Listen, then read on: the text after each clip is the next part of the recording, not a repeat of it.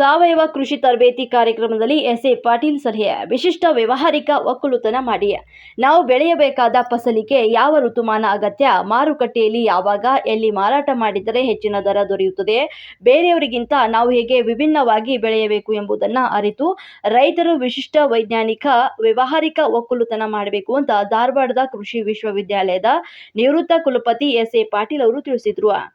ತಾಲೂಕಿನ ಮುತ್ಯಾನ ಬಬಲಾದ್ನಲ್ಲಿ ಜಿಲ್ಲಾ ಪಂಚಾಯಿತಿ, ಕೃಷಿ ಇಲಾಖೆ ಹಾಗೂ ಗುರುಪಾದಲಿಂಗೇಶ್ವರ ವಿರಕ್ತ ಮಠ ರಿಲಿಜಿಯಸ್ ಮತ್ತು ಚಾರಿಟೇಬಲ್ ಟ್ರಸ್ಟ್ ವತಿಯಿಂದ ಸೋಮವಾರ ಆಯೋಜಿಸಿದ್ದ ಸಾವಯವ ಸಿರಿ ಯೋಜನೆಯ ಸಾವಯವ ಕೃಷಿ ತರಬೇತಿ ಕಾರ್ಯಕ್ರಮದಲ್ಲಿ ಅವರು ಮಾತನಾಡಿದರು. ಕಲಬುರಗಿಯ ಜನ ಲಕ್ಷಗಟ್ಟಲೆ ಖರ್ಚು ಮಾಡಿ ಮದುವೆಯನ್ನ ಮಾಡ್ತಾರೆ. ಹೇಗೆ ಮಾಡಬೇಕು ಎಂಬುದನ್ನ 3 ತಿಂಗಳ ಮುಂಚೆಯೇ ಯೋಜನೆಯನ್ನ ರೂಪಿಸಿಕೊಳ್ತಾರೆ. ಅದೇ ದುಡ್ಡನ್ನ ಕೃಷಿಯಲ್ಲಿ ಹೂಡಿಕೆ ಮಾಡಿ ನಮ್ಮ ಜಮೀನಿನಲ್ಲಿ ಯಾವೆಲ್ಲ ಬೆಳೆ ಬೆಳೆಯಬಹುದು, ಹೇಗೆ ಬೆಳೆಯಬಹುದು ಎಂಬುದನ್ನ, ಹೇಗೆ ಲಾಭ ಪಡೆಯಬಹುದು ಎಂಬುದರ ಯೋಜನೆ ಹಾಕಿಕೊಳ್ಳುವುದಿಲ್ಲ ಅಂತ ಅವರು ಬೇಸರವನ್ನ ವ್ಯಕ್ತಪಡಿಸಿದರು. ದಿನದ 10 ತಾಸು ಕೃಷಿಯಲ್ಲಿ ತೊಡಗಿರಬೇಕು. ಮಳೆ ನೀರು ಸಂಗ್ರಹಕ್ಕೆ ಯೋಜನೆ ಹಾಕಿಕೊಳ್ಳಬೇಕು. ಕೇವಲ ತೊಗರಿ ಜೋಳಕ್ಕೆ ಜೋತು ಬೀಳಬೇಡಿ. ಯಾವ ಪ್ರದೇಶದಲ್ಲಿ ಏನು ಅವಶ್ಯಕತೆವಾಗಿದೆ ಅದನ್ನು ನಾವು ಹೇಗೆ ಬೆಳೆಯಬೇಕು ಎಂಬುದನ್ನು ಅರಿಯಬೇಕು. ಬೆಳೆದ ಫಸಲಿಗೆ ಗ್ರಾಹಕರಿಗೆ ನಾವು ತಲುಪಿಸಿದರೆ ಮಧ್ಯವರ್ತಿಗೆ ಸಿಗುವ ಲಾಭ ನಮಗೆ ಸಿಗುತ್ತದೆ ಅಂತ ಹೇಳಿದರು. ಈ ಕಾರ್ಯಕ್ರಮದ ಸಹ ಪ್ರಾಯೋಜಕರು ಕಲಬುರಗಿ ಫ್ಯಾಮಿಲಿ ರೆಸ್ಟೋರೆಂಟ್. ರುಚಿಯಾದ ಊಟ ಸೇವಿಸಲು ಒಮ್ಮೆ ಭೇಟಿ ನೀಡಿ. Humnabad main road, Mother Teresa ಆಸ್ಪತ್ರೆ ಎದುರುಗಡೆ, ಕಲಬುರಗಿ.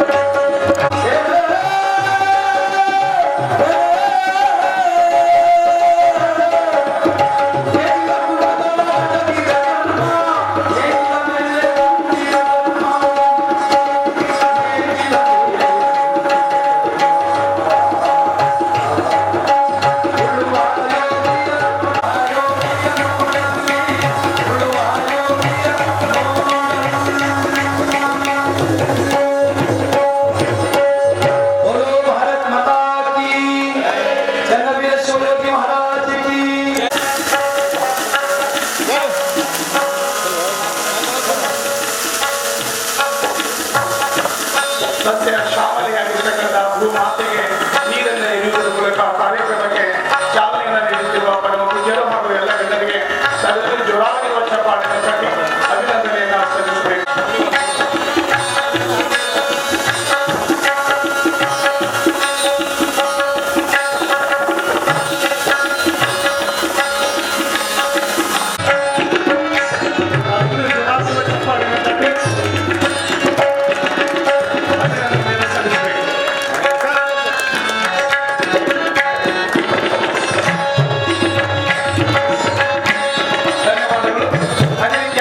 ಮಲಗಬಾರದು ಅನ್ನೋ ಒಂದು ಗುರಿಯನ್ನಿಟ್ಟುಕೊಂಡು ನಾವು ಹೊಸ ತಳಿಗಳನ್ನ, ಹೆಚ್ಚಿನ ಇಳುವರಿ ಕೊಡುವಂತಹ ಹೈಬ್ರಿಡ್ ತಳಿಗಳನ್ನ ಹಾಗೂ ರಸಗೊಬ್ಬರ ಬಳಸೋದನ್ನ ನಾವು ಎಲ್ಲ ರೈತ ಬಾಂಧವರಿಗೆ ಮಾಹಿತಿಯನ್ನ ನೀಡಿದ್ದೇವೆ.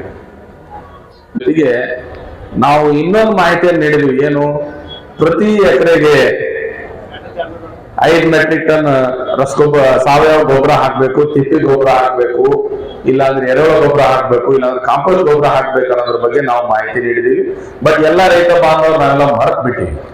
ಬರೀ ನಾವೇನದಲ್ಲ 10 ಕಿಲೋ ಯೂರಿಯಾ 20 ಕಿಲೋ DAP ಅಂದ್ರೆ 10 ಕಿಲೋ ಸಾರಜನಕ 20 ಕಿಲೋ ರಂಜಕ ಇಷ್ಟು ಹಾಕಿ ಸಾಕು 1 ಎಕರೆ ತೊಗರಿ ಬೆಳೆತಾವ ಅಷ್ಟ ನೆನ್ಪಿಟ್ಬಿಟ್ಟು ಹೊರತಾಗಿ ನಾವು ತಿಪ್ಪಿ ಗೊಬ್ಬರ ಹಾಕೋದು ಕಾಂಪೋಸ್ಟ್ ಗೊಬ್ಬರ ಹಾಕೋದನ್ನ ಮರ್ತ್ಬಿಟ್ಟು ತಾವೆಲ್ಲರೂ ನೋಡ್ಬೋದು.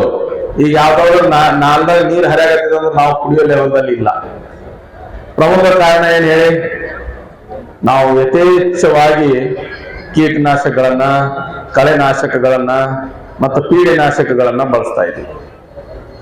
ಯಾವುದೇ ಒಂದು ವಸ್ತುವಿಂದ ಟಾಲರೆನ್ಸ್ ಲಿಮಿಟ್ ಅಂತ ಇರ್ತದೆ, ಅದು ಕ್ರಾಸ್ ಆದ್ರೆ ಅದು ಯಾವುದೋ ಆರೋಗ್ಯಕ್ಕೂ ಒಳ್ಳೇದಲ್ಲ. ಅತಿ ಹೆಚ್ಚು ಊಟನೂ ಒಳ್ಳೇದಲ್ಲ, ಅತಿ ಹೆಚ್ಚು ಸಿಹಿನೂ ಒಳ್ಳೇದಲ್ಲ, ಅತಿ ಹೆಚ್ಚು ಉಪವಾಸ ಇರೋದು ಒಳ್ಳೇದಲ್ಲ. ಹಂಗ ನಮ್ಮ ಕೃಷಿಯಲ್ಲಿ ನಾವು ಅತಿ ಹೆಚ್ಚಿನ ಪ್ರಮಾಣದಲ್ಲಿ ಏನ್ ಬಳಸ್ತಾ ಇದೀವಿ ಹೇಳ್ರಿ, ಕೀಟನಾಶಕಗಳನ್ನ ಕರೀವಿ. ಸಾವಯವ ಕೃಷಿ ಪ್ರೋತ್ಸಾಹ ಮಾಡೋಣ ಅಂತ ಹೇಳ್ತಾ ಇದ್ವಿ. ನಮ್ಮ ಪ್ರಮುಖ ಆದ್ಯತೆ ಏನಂದ್ರೆ ರೈತರ ಆದಾಯ ಹೆಚ್ಚಿಗಾಗಬೇಕು, ನಮ್ಮ ಪರಿಸರ ಕೆಡಬಾರ್ದು, ಮತ್ತೆ ಒಳ್ಳೆ ಇಳುವರಿ ತಗೋಬೇಕು, ರೈತರ ಒಂದು ಇಳುವರಿ ಮಟ್ಟ ಜೀವನ ಸುಧಾರಿಸಬೇಕು ಅನ್ನೋದೇ ಕೃಷಿ ಇಲಾಖೆಯ ಮುಖ್ಯ ಉದ್ದೇಶ. ನೋಡಿ, ಈ ದೇಹ ಉದ್ದೇಶದ ಜೊತೆಗೆ ನಾವು ಹೋಗ್ತಾ ಇರ್ಬೇಕಾದ್ರೆ ಸಾವಯವ ಕೃಷಿ ಬಹಳ ಪ್ರಾಮುಖ್ಯತೆಯನ್ನು ವಹಿಸ್ತದೆ.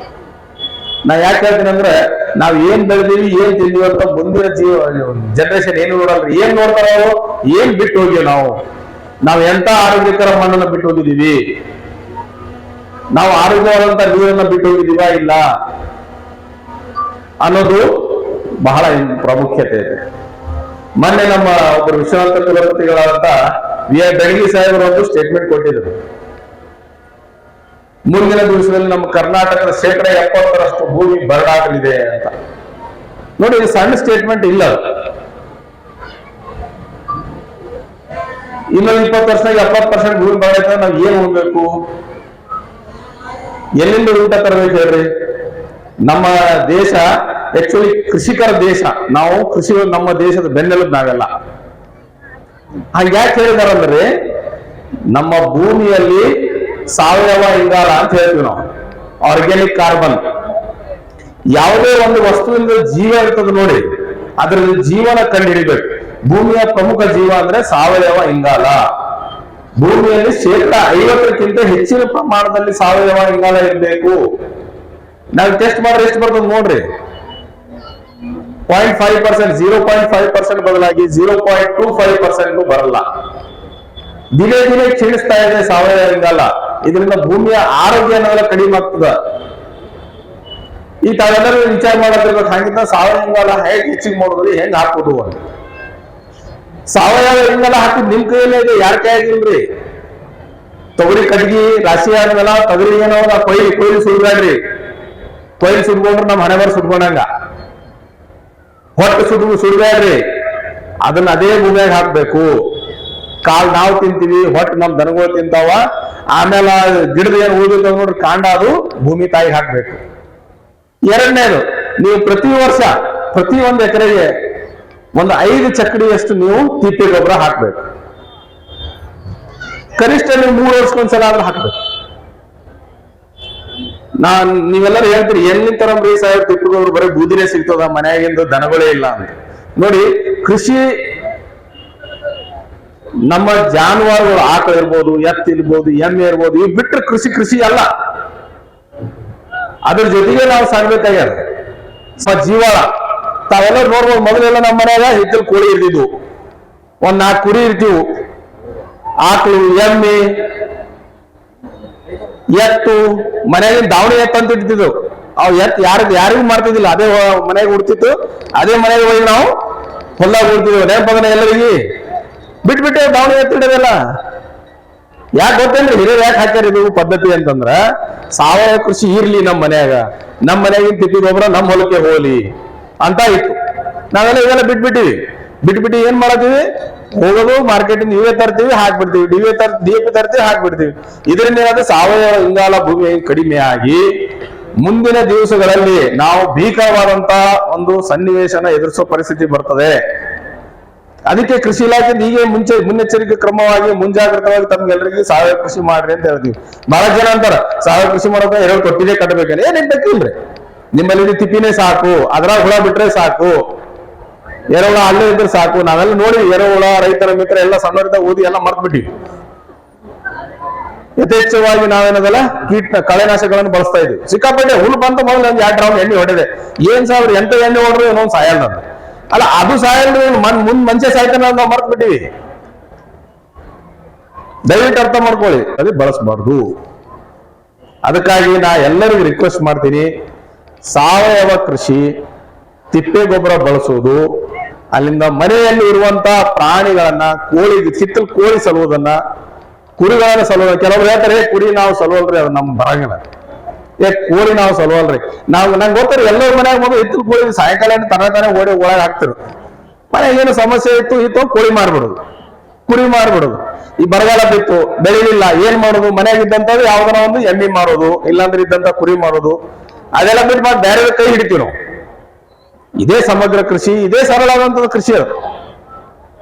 ದಯವಿಟ್ಟು ತಾವೆಲ್ಲರೂ ಸಾವಯವ ಕೃಷಿ ಮಾಡ್ರಿ ಅಂತ ಹೇಳ್ತೀನಿ. ಎರಡನೇ, ನಮ್ಮ ಚಂದ್ರಕಾಂತ್ ಜೀವನಗಿರಿ ರೇಡಿಯೋರು ಹೇಳೋದು FID. ನಮ್ಮ ಕಲಬುರಗಿ ಜಿಲ್ಲೆಯಲ್ಲಿ FID ಬರ್ತಾವ. PM ಕಿಸಾನ್ ವರ್ಷಕ್ಕೆ 6,000 ರೂಪಾಯಿ ನಿಮ್ಮ ಅಕೌಂಟಿಗೆ ಬರ್ತಾವ. ಮತ್ ನಮ್ಮಲ್ಲಿ IFS ಅಂತ ಒಂದು ಸ್ಕೀಮ್ ಅದ. ಆ ಸ್ಕೀಮ್ ರೈತರು FID ಇಲ್ಲರೋ ರೈತರಲ್ಲ ಅಂತ ಆಗ್ತದೆ ನೋಡಿ, ಆ ಸನ್ನಿವೇಶ ಬರ್ತದೆ. ದಯವಿಟ್ಟು ತಾವೆಲ್ಲೋ ಮೊದಲನೇ ಹಂತದಲ್ಲಿ ನಿಂತು ನೀವು FID ಮಾಡ್ಕೋಬೇಕು. ಇನ್ನು ಎರಡನೇದು, ನಾವೆಲ್ಲರೂ ನೋಡತ್ತೀವಿ, ನಾವು ಈಗ ಪ್ರೋತ್ಸಾಹ ಮಾಡತ್ತೀವಿ, ಎಲ್ಲ ಬೆಳಿ ತೊಗರಿ ಮೊದಲು 1 ಕ್ವಿಂಟಲ್ ಬೆಳಿತೀವಿ, 2 ಕ್ವಿಂಟಲ್ ಬೆಳಿತೀವಿ, ಎಕರೆಕ್ಕೆ ಏನದಲ್ಲ 7-8 ಕ್ವಿಂಟಲ್ ಬೆಳೆ ಇರುತ್ತೆ. ಈ FID ಆಯ್ತು. ಆಮೇಲೆ ನಾವು ಎಲ್ಲರೂ ಬೆಳೆಕ್ ಹೇಳಿದ್ವಿ, ಬಹಳಷ್ಟು ಬೆಳೆದ್ವಿ. ಬೆಳೆದ ಮೇಲೆ ಇಳುವರಿ ಒಂದ್ ಲೆವೆಲ್ಗೆ ಬಂದು ನಿಂತು ಬಿಡ್ತದೆ, ಸ್ಟಾಗ್ನೇಟ್ ಆಗ್ಬಿಡ್ತದೆ. ಹೆಚ್ಚಿಗೆ ಆಗಲ್ಲ ಇಳುವರಿ. ಯಾವುದೇ ಒಂದು ವಸ್ತು ಒಬ್ಬಂದು ನೀವು ಹುರ್ಲಕತ್ರಿ, 5 ಕಿಲೋ ಕೊಟ್ಟು ಸರಳ ಹುರ್ತಾನ. ಆಮೇಲೆ 25 ಆಯ್ತು, 50 ಆಯ್ತು, 60 ಆಯ್ತು, ಆಮೇಲೆ ಅವ್ನು ತಿಣಿಕಾಡ್ತಾನೆ ಹುರ್ತಾನೇನ್ರಿ, ಹಂಗೆ ಇಳುವರಿ ಹೆಚ್ಚಿಗೆ ಬರಲ್ಲ. ಈ ಉದ್ದೇಶನ ಬ್ಯಾಲಿ ಮಾಡ್ರಿ. ಅದರ ಆದಾಯ ಹೆಚ್ಚಿಗೆ ಆಗ್ಬೇಕಾದ್ರೆ ನಾವು ಅದಕ್ಕೆ ವ್ಯಾಲ್ಯೂಯೇಷನ್ ಮಾಡ್ಬೇಕು. ಅದಕ್ಕೆ ನಮ್ಮ ಕೃಷಿ ಇಲಾಖೆಯಿಂದ 2ನೇ ಕೃಷಿ ನಿರ್ದೇಶನಾಲಯ ಅಂತ ಒಂದು ಘಟಕನ ಸ್ಟಾರ್ಟ್ ಮಾಡಿದೀವಿ. ಅಲ್ಲಿಂದ ಕೃಷಿ ಸಂಸ್ಕರಣೆ ಅಂತ ಸಹಿತ ಇದೆ. ನಾವು 6 ಲಕ್ಷದವರೆಗೆ ಪ್ರಾಜೆಕ್ಟ್ ಕಾಸ್ಟ್ ಮಾಡ್ರೆ 3 ಲಕ್ಷದವರೆಗೆ ನೀವು ಯಾರ ಕಡೆಯಿಂದ ಆದ್ರೂ ಮಷಿನ್ ತೋರಿ ನಾವು 3 ಲಕ್ಷವರೆಗೆ ಸಬ್ಸಿಡಿ ಕೊಡ್ತೀವಿ. ನೀವು 10 ಲಕ್ಷದವರೆಗೆ, 20 ಲಕ್ಷದವರೆಗೆ ನೀವು ಯೂನಿಟ್ ಕಾಸ್ಟ್ ಮಾಡಿದ್ರೆ ಬ್ಯಾಂಕ್ ಲೋನ್ ಬೇಕಾಗ್ತದೆ, ನಾವು 10 ಲಕ್ಷ ಸಬ್ಸಿಡಿ ಕೊಡ್ತೀವಿ. ನಮ್ಮ ರೈತರ ಸಲುವಾಗಿ 2ನೇ ಕೃಷಿ. ಅದಾದ್ಮೇಲೆ ಇನ್ನೊಂದು, ಈಗ ನಾವು ಕೃಷಿ ನವೋದ್ಯಮ ಅಂತ ಸ್ಟಾರ್ಟ್ ಮಾಡಿದೀವಿ. ಕೃಷಿ ನವೋದ್ಯಮ ಅಂದ್ರೆ ನಿಮ್ಗ 40 ಲಕ್ಷ ಯೂನಿಟ್ ಕಾಸ್ಟ್ 20 ಲಕ್ಷನ ಸಬ್ಸಿಡಿ ಕೊಡ್ತೀವಿ ನಾವು. ಇಲ್ಲ ಆಲ್ರೆಡಿ ನಮ್ಮಲ್ಲಿ ಸಣ್ಣ ಪ್ರಮಾಣದಲ್ಲಿ ಅದ ರೀ, ಅದಕ್ಕೆ ನಾವು ಒಂದು ಕೋಟಿ ತನ ನಾವು ಎಸ್ಟಿಮೇಟ್ ಮಾಡಿ ನಾವು ಒಂದು ಫ್ಯಾಕ್ಟ್ರಿ ಹಾಕ್ತಿವಿ, ನಮ್ಮೂರಾಗಿ ಒಂದು ಸಣ್ಣ ಫ್ಯಾಕ್ಟ್ರಿ ಹಾಕ್ತಿವಿ, ನಮ್ಗೊಂದು ಸಬ್ಸಿಡಿ ಕೊಡ್ರಿ ಅಂದ್ರೆ ನಾವು 50% ಸಬ್ಸಿಡಿ, 50 ಲಕ್ಷ ಸಬ್ಸಿಡಿ ಕೊಡ್ತೀವಿ. ಇದು ಇಂಡಸ್ಟ್ರಿ ಡಿಪಾರ್ಟ್ಮೆಂಟ್ ಹೋದ್ರೆ ನಿಮ್ಗೆಲ್ಲ 20% ಇದೆ ಸಬ್ಸಿಡಿ, 15%, 20% ಇದೆ. ಅದಕ್ಕಿಂತ ಜಾಸ್ತಿ ಯಾರ ತರನೂ ಇಲ್ಲ. ಕೃಷಿಗಾಗಿ ರೈತರ ಸಲುವಾಗಿ ಇಲಾಖೆ ಏನದಲ್ಲ 50% ಸಬ್ಸಿಡಿ ಕೊಡ್ತಾ ಇದೆ. ದಯವಿಟ್ಟು ತಾವೆಲ್ಲರೂ ಇದರ ಉಪಯೋಗ ಮಾಡ್ಕೊಳ್ಳಿ. ಇದಾದ ನಾವು ಹಾರ್ವೆಸ್ಟಿಂಗ್ ಹಬ್ ಅಂತ ಮಾಡ್ತಾ ಇದೀವಿ. ಈಗ ತಾವು ನೋಡ್ತಾ ಇದೀರಿ ನಮ್ಮ ಕೃಷಿ ಇಲಾಖೆಯಲ್ಲಿ ಈ ತೊಗರಿ ಒಮ್ಮೆ ರಾಶಿ ಬಂದ್ಬಿಡ್ತದೆ. ಜನವರಿ ಎಲ್ಲ ಹೊಲ ರಾಶಿ ಚಾಲುತ್ತಾವ. ಆಮೇಲೆ ಅವ್ರು ಲೇಬರ್ ಸಿಗಲ್ಲ, ಪಂಜಾಬ್ ಮಷಿನ್ ಹಸ್ತಿರಿ, ಎಲ್ಲ ದಾಣಿ ಆಗ್ತದ, ರೇಟ್ ಕಡಿಮೆ ಮಾಡ್ತದ. ಅದ್ರ ಸಲುವಾಗಿ ನಾವು ತಾಲೂಕಿಗೆ ಒಂದೊಂದು ಹಾರ್ವೆಸ್ಟಿಂಗ್ ಹಬ್ ಮತ್ತು ಕಬ್ಬು ಕಟಾವು ಹಾರ್ವೆಸ್ಟಿಂಗ್ ಹಬ್ ಮಾಡ್ತಾ ಇದೀವಿ. ಈ ಒಂದು ಹೊಸ ಯೋಜನೆಗಳು ಈಗ ಆಲ್ರೆಡಿ ನಮ್ಮಲ್ಲಿ ಇದು ಬೀಜದವರೆಗೆ ಯೋಜನೆ ಇದೆ. ಬೀಜ ವಿತರಣೆ ಮಾಡೋದ್ರಿಂದ ನೀವು ಎಣ್ಣೆ ತಗೊಳ್ಳೋದು, ಸ್ಪ್ರೇ ಮಾಡೋದು, ಕಟಾವು ಮಾಡೋದು, ರಾಶಿ ಮಾಡೋದು ಎಲ್ಲ ಅದು ಬಿಟ್ಟು ಹೊಸ ಯೋಜನೆಗಳು ಪ್ರಾರಂಭ ಆಗಿದೆ. ರೈತ ಬಾಂಧವರು ಇದನ್ನು ಬಳಸ್ಕೊಳ್ಳಿ. ಮತ್ತೆ FID ನಮ್ಮ ಅಂತಿಮ ಸಂದೇಶ ಅಂದ್ರೆ ದಯವಿಟ್ಟು ತಾವೆಲ್ಲರೂ FID ಮಾಡ್ಕೊಳ್ಳಿ. ನಿಮ್ಮ FID ನಿಮ್ಮ ಹಕ್ಕು. ನಾ ಹೇಳ್ತೀನಿ ನೋಡ್ರಿ, ನಿಮ್ಮ FID ನಿಮ್ಮ ಹಕ್ಕು. ಮತ್ತೆ ಬೆಳೆ ಸಮೀಕ್ಷೆ ಮಾಡ್ತಾ ಇದೀವಿ ಹಿಂಗಾರು ಹಂಗಾಮಿಂದು. ನಿಮ್ಮ ಬೆಳೆ ನಿಮ್ಮ ಹಕ್ಕು, ನಿಮ್ಮ ಪಾಣ್ಯಾಗ ನೀವೇ ಬೆಳೆ ಹಾಕೋಬೇಕು. ನಮ್ಮವ್ರು ಹೇಳ್ತಾರೆ ಕೆಲವ್ರು, ನಿಮ್ PR ಬಂದಿದ್ರಿ, ಎಲ್ಲೋ ಕಲ್ತು ಬುಡ್ದಾಗಿಂತು ಫೋಟೋ ತೆಗ್ದಾರ್ರಿ, ನಮ್ ಬೆಳೆನೇ ಹಾಕಿಲ್ರಿ. ಅವ್ರಿಗೆ ಯಾಕೆ PR ವೇಟ್ ಮಾಡ್ತೀರಿ? ನಮ್ಮಲ್ಲಿ ಫಾರ್ಮರ್ ಯಾಕೆ ರಿಲೀಸ್ ಆಗಿ ನೀವು ಹಾಕಿ ನೀವು ಕ್ರಾಪ್ ಸರ್ವೆ ಮಾಡಿ ನೀವೇ ಅಪ್ಲೋಡ್ ಮಾಡ್ಬೋದು. ಬೆಳೆ ಸಮೀಕ್ಷೆ ರೈತರ ಸಲುವಾಗಿ ಅದ ಇದು. ನಿಮ್ಮ ಮೊಬೈಲ್ ಆಪ್ ಇಂದ ನೀವೇ ಅಪ್ಲೋಡ್ ಮಾಡ್ರಿ. ನಿಮ್ಮ ಆಧಾರ್ ನಂಬರ್ ಹಾಕಿ, ನಿಮ್ಮ ಮೊಬೈಲ್ ನಂಬರ್ ಹಾಕಿ, ನೀವೇ ಡೌನ್ಲೋಡ್ ಮಾಡ್ಕೋರಿ. ಒಂದು ಮೊಬೈಲ್ ಯಾಪ್ ಡೌನ್ಲೋಡ್ ಆದ್ರೆ 10 ಮಂದಿ ನೀವು ಪ್ಲಾಟ್ ಅಪ್ಲೋಡ್ ಮಾಡಿ, ನೀವು ಅನ್ಕಂಬೇರೆ ಎಲ್ಲರಿಗೂ ಅಪ್ಲೋಡ್ ಮಾಡ್ಬೋದು. ಸೊ ಅದಕ್ಕೆ ಬೆಳೆ ಸಮೀಕ್ಷೆ ಮಾಡಿ ನಿಖರವಾದಂತ ಮಾಹಿತಿ ಸರ್ಕಾರ ಕೊಡಬಹುದು. ಈಗ ಏನ್ ಹೇಳ್ತಾರೆ ಕೆಲವೊಬ್ರು, ನೋಡ್ರಿ ನಾವು ಕಬ್ಬು ಬೆಳೆದಿವಿ, ನೀವು ಪರಿಹಾರದ ನಾವು ತೊಗರಿ ಹಾಕಿರಿ. ಈಗ ನಿಮ್ಮ ಮೊಬೈಲ್ ಆಪ್ ಇಂದ ನೀವು ಅಪ್ಲೋಡ್ ಮಾಡಿದ್ರೆ ಬಹಳ ಒಳ್ಳೇದಂತ ನನಗೆ ಅನಿಸ್ತದೆ. ಮತ್ತೆ ಎರಡನೇ ನಾವು PR ಅಪ್ಲೋಡ್ ಮಾಡಿದ್ರೆ ಸಹಿತ ಅಬ್ಜೆಕ್ಷನ್ ಹಾಕ್ಲಿಕ್ಕೆ ತಮ್ಗೆ ಅವಕಾಶ ಅದ. ಯಾವ ಬೆಳೆ ಸರಿ ಹಾಕಿಲ್ಲ ಅಂದ್ರೆ ಇಲ್ರಿ ಇದು ಬೆಳೆ ಸರಿ ಹಾಕಿಲ್ಲ ಅಂತ ಆಪ್ ಮೇಲೆ ಅಬ್ಜೆಕ್ಷನ್ ಹಾಕ್ಬಹುದು, ಇಲ್ಲ ನಮ್ಮ ತಲಾಟೆಯವರಿಗೆ ಅಬ್ಜೆಕ್ಷನ್ ಕೊಡಬಹುದು, ನಮ್ಮ ರೈತ ಸಂಪರ್ಕ ಕೇಂದ್ರಕ್ಕೆ ಅಬ್ಜೆಕ್ಷನ್ ಕೊಡಬಹುದು, ನಾಡ್ ಕಚೇರಿ ಕೊಡಬಹುದು. ನಾವು ಮತ್ತೆ ಅವನ್ನ ಅಟೆಂಡ್ ಮಾಡ್ತೀವಿ. ಏನಾಗಿದೆ